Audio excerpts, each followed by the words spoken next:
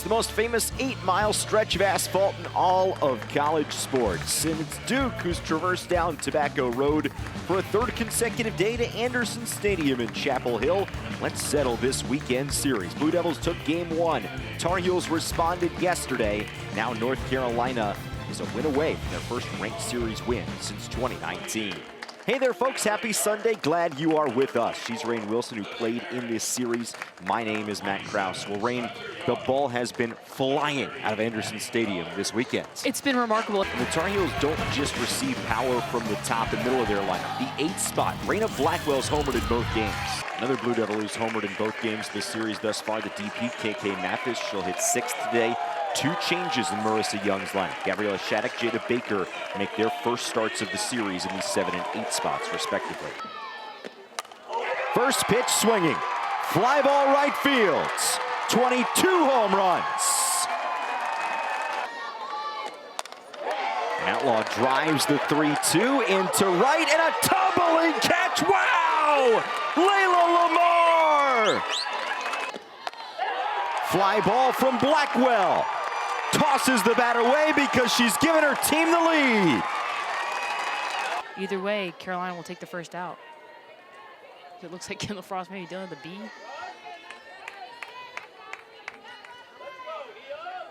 All insects have vacated the area. Jennings back off the foot of Frost, rolls to third. Everybody is safe.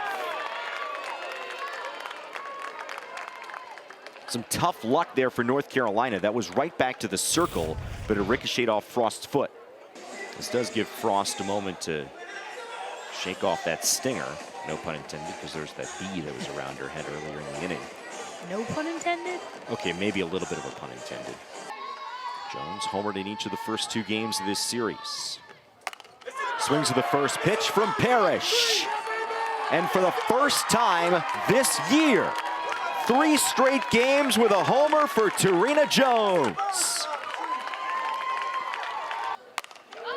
Shattuck flies the 2-1 into the glove of Tarpey. North Carolina beats Duke for the first time since 2019. The pitch, got her swinging. Curd with the strikeout of the ACC's home run leader caps off a complete game victory and a rivalry series win for Duke. Scoreless ball game to the top of the second. 16th ranked Duke looking to secure their 6th ACC series win in as many tries to start off this season. That's notable because on the doorstep of conference play in late February, Duke's win-loss record was not where the Blue Devils expected it to be. They were a .500 ball club, conceding nearly 6 runs a game on February 25th. Since then, Marissa Young's team has caught fire, and the run prevention a big reason why. Yeah, absolutely. I mean, a couple years ago, they had only lost 7 games throughout the entire regular season. So to split the first 18, go 9-9, talking to head coach Marissa Young about how she managed that with her team, and it really came down to, hey, we want to be battle-tested early, get those key ranked wins to put us in a good position in May. Layla Lamar leads off for Duke, the daughter of head coach Marissa Young. Third of the 3 left-handed batters. First-year Blue Devil who transferred back home from Florida. Time called by our home plate umpire, Derek Wilkins. Duke started their year with a loss to Boston University and then ripped off 7 straight wins. Goes back-to-back tough weekends. The Clearwater Invitational and the Mary Nutter out in Palm Springs put Duke into a hole. The low point, the 9-9 mark, February 25th. Since then, though, just 2 defeats in their last 23 games. Key series wins over Virginia Tech, taking 2 or 3 at home. Stanford taking 2 or 3 at home. Coach Young's team swept Virginia last weekend, a Virginia team that, by the way, won the opener against Virginia Tech last night. Big mid-season turnarounds. 1-2 pitch from Carly Maxton to Lamar. 2-2. Tar Heel fans wanted the call. Mr. Wilkins said no. Right now, Maxton have a ton of success going into the lefties. I thought this one creeped a bit in, but Raina Blackwell again makes every pitch look competitive. That's a good pitcher's pitch, not something she gets to call on, but if I'm Maxton, I'm staying there against these lefties throughout this game.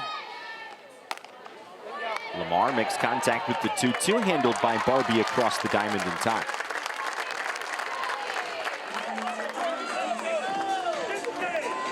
Three straight set down by Maxton after the one-out single in the first. Yeah, it's just a great mix here because the pitch before rides up on the hands of Layla Lamar, and then you go away. And so Lamar has to fight off that pitch in and be able to cover the outside part of the plate. So Maxton being able to mix there keeps Lamar off timing, gets the weak ground ball in the first out in the second. Here's the player who did a little bit of everything last night. KK Mathis for Duke. Hit one of the 5 home runs for the Blue Devils as the DP. Additionally, Mathis appeared in the circle last night. Picked up the first win of the season for her. Had been playing almost exclusively as a hitter up until late March. Now has made 4 appearances in the circle, all since March 31st. Ball and a strike on the Ohio native, Mathis.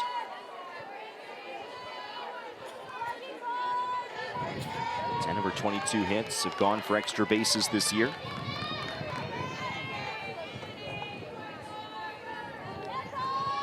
1-1 pitch. Mathis, fly ball, left field. There's home run number 7. Have yourself a weekend, KK Mathis.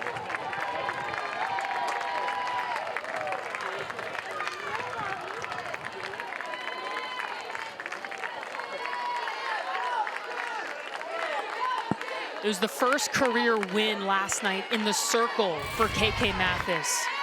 Her second bomb in the series in as many days. This is a drop ball that creeps out of the middle, and KK Mathis does not miss it. On time, barrel out and extended, hunting a pitch, and up into the beautiful trees here in Chapel Hill. 1-0 Blue Devils. Kyrie Rodriguez stands in now. The first pitch strike on the Duke catcher.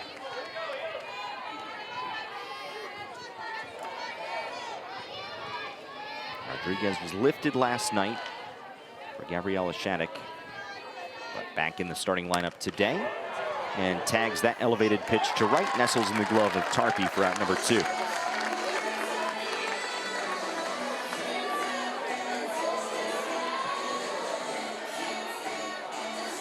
Carly Maxton gives up the 1-out home run.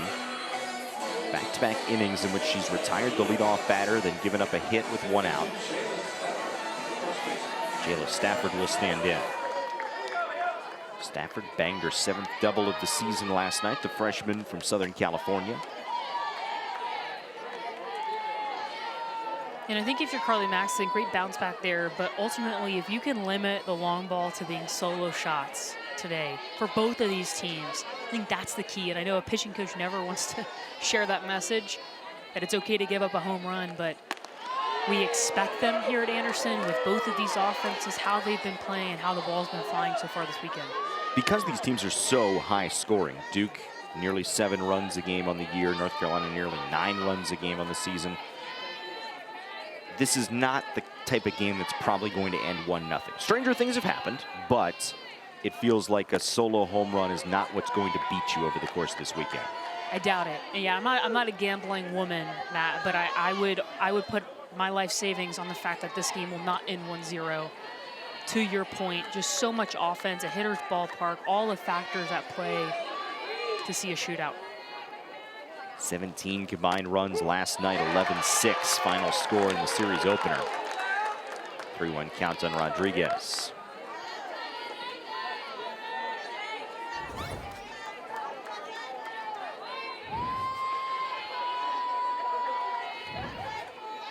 Maxton ready.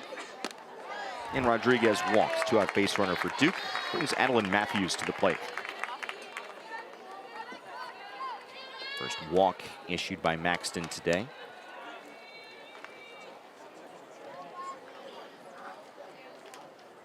And pitching coach Matty Holland will go to the circle to talk with the NC State transfer. Last outing for Maxton was against her former team a week ago yesterday. Big improvement for Carly Maxton in the offseason after transferring in was developing her drop ball. Carolina's coaching staff excited as to how that made her a better pitcher in her first year in Carolina Blue.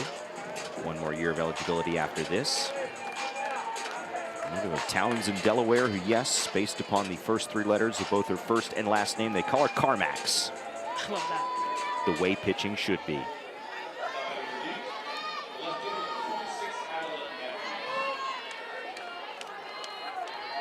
Facing Matthews, the 9-hole hitter in the Duke lineup, on another first pitch ball. Good game yesterday for the freshman from Tallahassee. A couple of hits, a single in the third, homered in the fifth.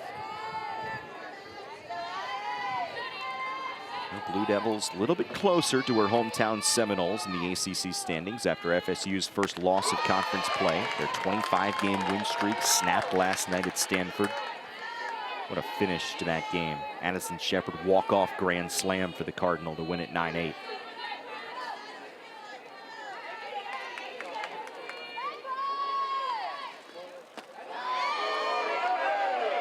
Maxton doesn't get the outside corner.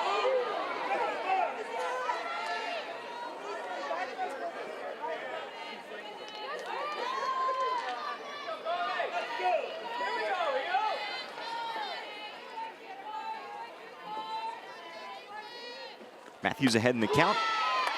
Maxton evens it back up. Critical pitch coming. Top of the order with Jennings and then Vega awaiting for Duke. If you're the Tar Heels, you would love to face them to start an inning clean in the third. Matthews aiming to flip this lineup card over here in inning number 2. Takes ball 3. Yeah, and for Duke, I mean, to have Addie Matthews batting above 300 and how patient she is and her plate discipline at the 9th spot, just, it doesn't get any easier as you work through either of these lineups. For Carly Maxton, just missing right around the zone here, but has to attack with the top of the order on deck. Does attack and strikes out. Matthews looking. But Duke strikes first in the ball game. KK Mathis continues her memorable weekend. 7th home run of the season for the Blue Devil DP. 1-0 Duke.